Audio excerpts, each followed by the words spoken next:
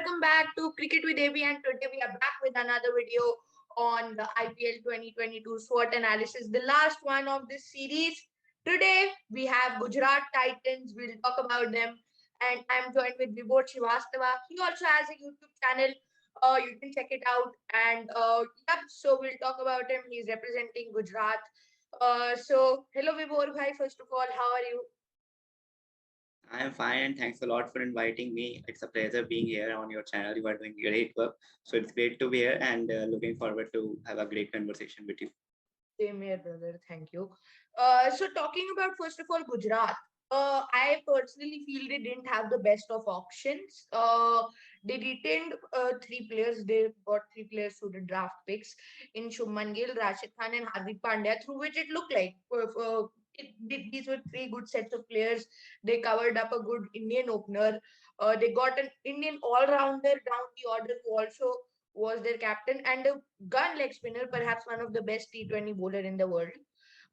So overall, they covered their bases pretty well in their draft picks. But going forward, I didn't personally feel that they had the best of options. When we look at their squad, first of all, there's a lack of experience in the middle order, and also their batting seems a bit weak. So first of all, coming on to their draft picks, Vibhor bhai, what do you feel? What are your opinion on the three draft picks which they made to start off? See, their draft picks were really good. They got an all-rounder who will be captaining their side. He will be batting at number 6 and he can bowl 4 overs if he's 100% fit. And he's a really good bowler. We have seen him doing well in 2018 IPL season when he was 100% fit and he was at his peak. So Gujarat will be hoping that Hardik will be performing like that when he used to perform when he was a youngster. And then they got Shubman Gill. He's a young player. They might be thinking to build their squad around Shubman Gill. He's a young opener. Although his strike rate is bit low when we compare to other openers, someone like Ruturaj or Prithvi Shaw, but Shubman Gill is a very talented batsman, and I think they will be building their squad around him. So I think he will be opening for them. And then they got Rashid Khan. He is world number one spinner. So they did well with their draft picks, and they were going well in auction also till that time they picked Rahul Tewatia. After that, their auction got. They were doing well. They did well with the draft picks. And when you talk about experience in their squad, I think their middle order is experienced with David Miller, although he doesn't play spin well, but he is experienced, and Vijay Shankar is also playing for a very long time. So he has got bit experience. So I think their squad is overall good. But yeah, when we compare to other IPL franchises, they look decent on paper. Yeah. Also coming on to their team now, let's go on to their strengths first of all. When we look at their squad, I'll first just tell you the squad. So there's Shubman Gill, there's Sai Sudarshan, there's Abhinav Manohar, then there's David Miller, Gurkirat Singh Mann, Hardik Pandya, Vijay Shankar, Rahul Tewatia, Matthew Wade, Riddhiman Saha, Mehmanullah Gurbaz, Dominic Breaks, Jayant Yadav, Rashid Khan, Varun Aaron, Darshan Nalkande, Yash Dayal, Pradeep Sangwan, Alzari Joseph, Sai Kishore, Noor Ahmed, Lockie Ferguson, and Mohammad Shami. So when we look at their team, I personally feel their bowling looks better than their overall. When you look at their team, their bowling looks quite good. They are one of the best leg spinners in the world. They have Lockie Ferguson, a gun pacer with pace. Mohammad Shami too, again an Indian pacer. You like he's one of the best. And also there they have young players in Darshan Nalkande, Yash Dayal. They can also play Varun Aaron if needed. Noor Ahmed's there. Sai Kishore is there. He has been a proven domestic performer in the last 2-3 years. So when we look at their team, I feel that bowling is one of their biggest strengths. And if they want to do this well this year, their bowling needs to click. So Vibhor bro, what's your point? What's your take on that? Their strength. Yes, their bowling looks amazing. I think if Hardik Pandya will do good captaincy, they can make it to top 6 or top 5 if their bowling clicks and Hardik Pandya does well as a captain, because they have got really good options. Like you mentioned, they have got Lockie Ferguson, Mohammad Shami, and Rashid Khan as their three main bowler. And then they have Sai Kishore. He has done well in domestic cricket. They have got Alzari Joseph. He has done well in IPL when he got a chance. Then they have got Jayant Yadav as their off spinner, and they have Pradeep Sangwan as left arm fast bowler. So they have got so many options. Noor Ahmed is also there. He has done well in BBL. So they have got good options. It depends on how Hardik Pandya will be managing them. They have Vijay Shankar also. He can bowl 2 overs for them. They have got Rahul Tewatia. He can bowl 2 overs. So it's all depends on Hardik Pandya how he will be managing them, because we have seen Shami is a good performer. He's an out and out match winner, and Lockie Ferguson also has won matches single handedly for KKR as well as New Zealand. So it depends on Hardik Pandya how he will be captaining this side and how he will be managing his bowlers. And they have got Ashish Nehra as their coach. So let's see how their bowlers will perform this time, because when Ashish was with RCB, so their bowling was really poor in 2018. Siraj did well that season. So they have got some young fast bowlers. So let's see how Ashish Nehra and Hardik Pandya will be managing them. Absolutely. I agree on that. Ashish Mehra, he's been one of India's best pacers in history. And when you look at him, he like to the players also, it would be good that he'll be around, and we might see a good impact of that, him being the head coach on the team.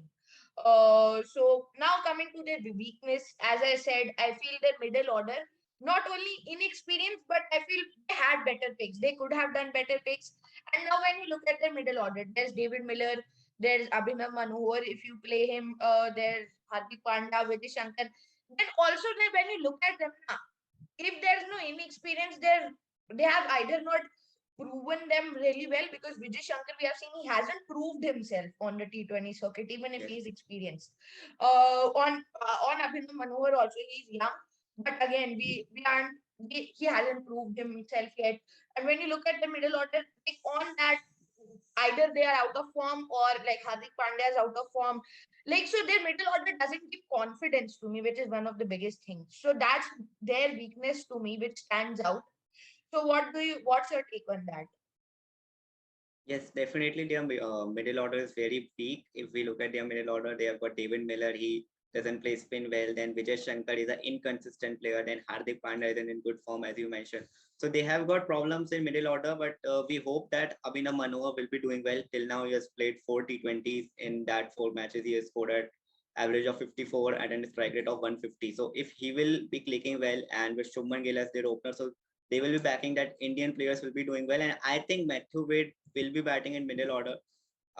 This is Hmm. what I am thinking, that Matthew Wade will be batting in middle order with Abhinav Manohar coming at 3, Vijay Shankar at 4, and then David Miller or Matthew Wade at 5, with Hardik at 6 and Rahul Tewatia at 7. And I think they will be managing Rahul Tewatia very well this time. They will be managing Rahul Tewatia very well. Like Rajasthan didn't played Rahul Tewatia as They a were batter. playing They him were as a playing him four as a over spinner. bowler, and he isn't a four over Yes. bowler. Yes, they were playing him as a spinner. So I don't think that Gujarat will be doing same mistake. I think they are playing him as a finisher and a pinch hitter who can just come in and hit sixes like Hardik Pandya. They both will be batting at 6 and 7. So they have got good finishers, good Indian finishers, but it depends on how they will be performing. So we will be hoping that they will do well. Someone like Hardik Pandya, we wish that he does well. And same for Vijay Shankar and Rahul Tewatia.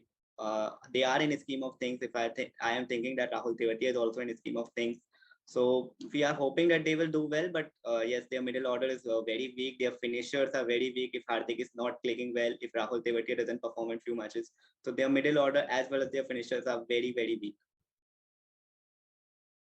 Yeah, I absolutely agree. And when you also look at now, as you talked about their foreign players, Matthew Wade playing lower down the order.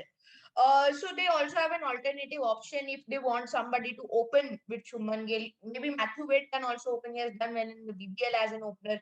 Didiman Saha is another option if they want him as an opener, or Rahmanullah Gurbaz. So Matthew Wade won't be available for the first few initial games, as we know. He would be there with the Australian team in Pakistan. Yes. So that comes down to Ridhaman Saha and Rahmanullah Gurbaz.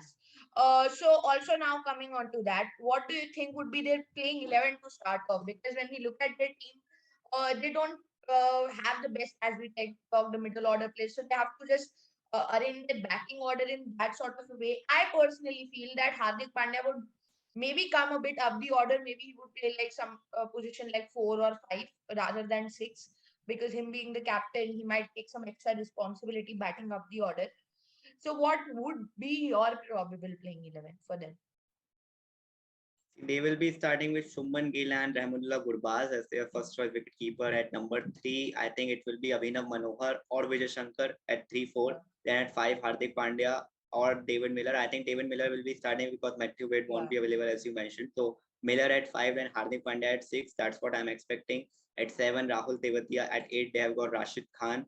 Then at 9, they have Shami, 10 for Lockie Ferguson, and then it's their choice. They want a fast bowler or a spinner. So, but I think they will go with Sai Kishore as their second spinner with Rashid Khan, and two pacers with Shami and Lockie Ferguson, with Hardik Pandya and Vijay Shankar completing 2 overs, and Rahul Tewatia can also bowl. So yes, they are playing 11 not looking very good, but let's see how will they be performing. So all the best to Gujarat Titans. Yeah, absolutely. And when you look at their team, also about their bowling, when you the playing 11 you listed, I'll just tell you again. So it was Shubman Gill and Brahmanullah Gurbaz, so one overseas there, Abhinav Manohar, Vijay Shankar, David Miller, Hardik Pandya. So then comes Rahul Tewatia, and then Rashid Khan, as you said, Lockie Ferguson, so another the second overseas, no, second, yeah, third overseas after Okay, Rashid Khan. third David Miller. Yeah, and then they have the option of playing Jayant Yadav or maybe Sai Kishore and also Alzari Joseph if they want the extra pace, because so far in the 11 we said they only have three overseas, so they can afford us if they want a Noor Ahmed or an Alzari Joseph, they can get in that extra overseas player. So I agree on that part. My 11 would be same, maybe a few changes in the batting order according to the situation. But yeah, I agree on that 11 because when we look at their team, I feel that's the best they could manage. Maybe in place of Sai Kishore, if they want extra pace, they can get in Alzari Joseph, or even then gather for the experience if they wanted. My pick to start off at least would be Sai Kishore, but looking at the pitch and conditions, they can change. I agree on that part. So yeah, your final points on Gujarat, Vibhor bhai, because when you look at the team again, as we said all of that, what are your expectations from Hardik Pandya as the captain this season? Because not only for Gujarat, how he plays will be important in an India point of view, in his own point of view, and of course for Gujarat's point of view. Yes.